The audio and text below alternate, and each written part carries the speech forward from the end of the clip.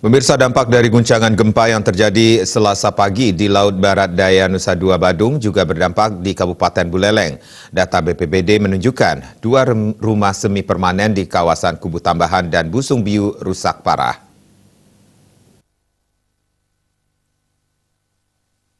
Rumah semi permanen milik warga di kawasan Busung Biu ambruk akibat guncangan gempa 6,0 skala Richter Selasa pagi. Untungnya pada saat kejadian tersebut pemilik rumah sedang bekerja sebagai buruh bangunan dan anak-anaknya sedang bersekolah sehingga reruntuhan bangunan tidak menimbulkan korban.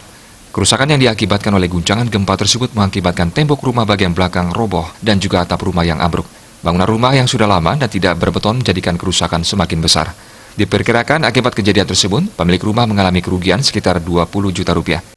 Itu dah ada getaran, firasat agak nggak enak, makanya pulang itu. Sampai di rumah dah roboh dah. Yang roboh HP aja gitu, Pak? Ya, ini ke di depan rumah ini ke ambruk dah. Bagian apinya aja, Pak? Bagian atap. Tembok ya juga. Tembok juga.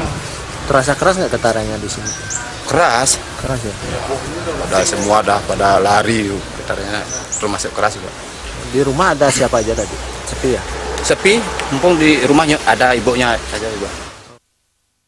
Sementara itu BPBD Buleleng mendata rumah warga yang mengalami kerusakan cukup parah yakni di kawasan Busung Biu dan Desa Depehe Kubu Tambahan. Sementara di wilayah lainnya hanya mengalami kerusakan ringan. Mengirimkan data ini ke BPBD. Tapi sementara yang lain tidak ada hanya Kalau dengan Depehe. Laporan kemarin malam di belakang TK milik Gundi itu ada sedikit bangunan yang retak. ya. Itu yang di Depehe sama di Busung Biu apa gini kerusakan ini? Itu roboh. Roboh. Mungkin bangunannya semi permanen. Tim sedang hari ini juga masih asesmen. Kerugian sementara yang di Busung Biu ini perkiraan 15 sampai 20 juta. Yang di Depehe sampai 25.